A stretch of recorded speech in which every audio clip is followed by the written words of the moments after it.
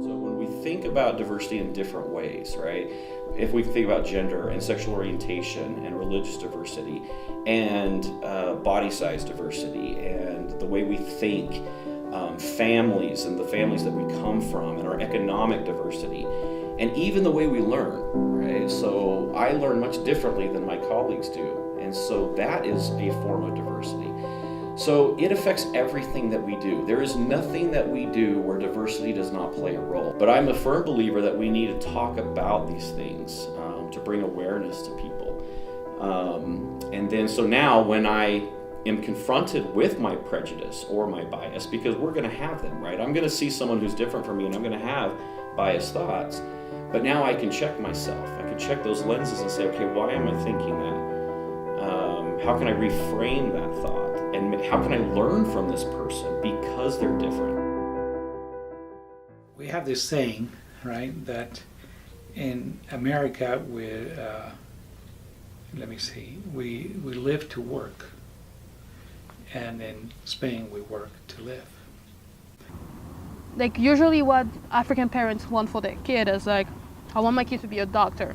I want my kid to be a judge. I want my kid to be like someone working the law and everything. So we don't see parents saying that, oh, like, do whatever you want. Like here, you can be whatever you want. But in Africa, you have to be this and that. Here, I think everyone is like, have a positive attitude on things. They have a positive attitude. That's why they succeed. They succeed. It is more progressive country than where I am from, and you know, it's a land of opportunity. So, what are the reasons you came to America?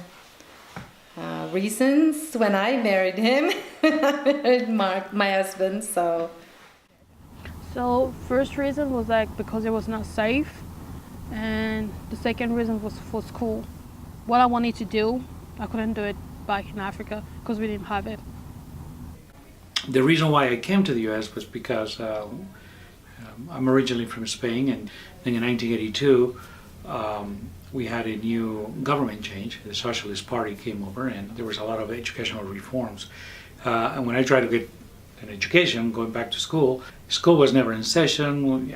It was just purely Reformation, and it was very painful. And so at one point in time, someone came to me and said, well, why don't you go to the U.S.? When I take my students abroad, I actually do pre-orientations with them, and we talk about culture shock, and we talk about the cultural adaptation model and the different stages that you might go through. The first stage is the honeymoon stage, right, where you get to a new place and you think, oh, this is great, I'm going to love it here, look at this is so exciting. The next stage is a little bit tougher, right? You start to miss home. You start to realize, my gosh, I can't eat the things that I want to eat all the time, or this is really different, I can't go out at night, or or whatever it may be, and it starts to be tough, and you start to get homesick. I had a culture shock. The kids here in the U.S., when I first came in here, the kids just doesn't say, what do you call that, Mr. or Miss, or yes ma'am, or yes sir. And that was new to me. Respect is a big thing in the Philippines, and you have to be polite. To me, the biggest cultural adaptation was space. Everything seemed so far away, that everything was so large, so vast, so, why so far away? It takes me an hour just to go to one place, right? Then you also have sometimes language. And if English is your second language, then it creates different kinds of opportunities for you to learn and to be successful. I speak French, Lingala, Swahili, a little bit of Kiluba, some word in Chiluba, and Afrikaans and Zulu. Since like 7. what? Yeah, I know it's hard. Were you surprised when you came to America and we only speak one language? Yeah, that was weird. I thought I was like lost because everybody was speaking one language, and that was the only language I didn't know how to speak, so it was weird. I understand Tagalog better than he can. She's just more verbal about it. Yeah, I can understand it better than you do. They Yeah. used to speak it. Yeah, I used to speak. Like in Pampanga. No. We love to cook. It's Yeah? not just eating, but we love to cook. Every province has its own specialties. Yes. Definitely a lot more rice than American families. Like the other day we didn't have rice and we were like, we can't eat dinner without rice. Yeah, adobo, Yeah. pancit. Puto. Mom has her fish oil that I can't stand. Where we are from, we are an open book people. So someone knock on your door and you're eating, they said, oh, come in and eat. You know, it's like we have food for everybody. If not, well, we share it anyway. Food and laughter and singing, that is what we do.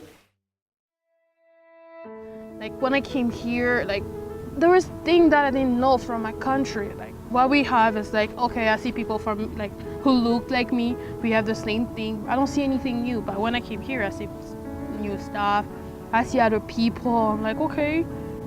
I think it's been a really good experience being raised here. Like there's a lot of opportunities here in the US that I feel like sometimes we take for granted. And it's like, it's nice living here, and it's, you have a lot of resources that you can use. For me, the power to start a good life is what attracts the Filipinos to the United States, you know, because Filipinos are very industrious, they're very adaptable. So when they have an environment like what you have here in the United States, where you encourage everybody to just try, invent, innovate, create, you know, Filipinos would really love to face a challenge and rise to it. We have grown for the best, right? And I think we're moving into the right direction. And I think everyone has an opinion, has a voice, and that has to be respected. And it really doesn't matter what color your skin, or the way you think, or the accent that you have, or where you're coming from, right? It really doesn't matter. It's irrelevant. So we're looking at human beings. That's what we care about. It's something that we need to talk more about, and I think more people need to understand that it's okay to talk about cultural difference. It's okay to talk about race and gender. It's hard to do because a lot of us don't know how, but that diversity is very important. There's a lot of people that come at this with a colorblind approach, where they say things like, I don't recognize color, I just see people for people.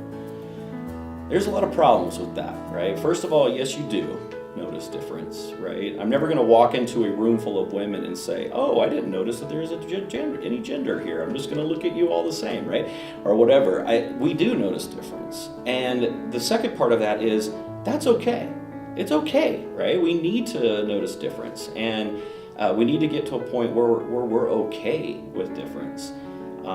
And so the more we talk about this, the more you do projects like this and we learn about it, I think it's just good, and it's going to make us a stronger campus community. So thank you.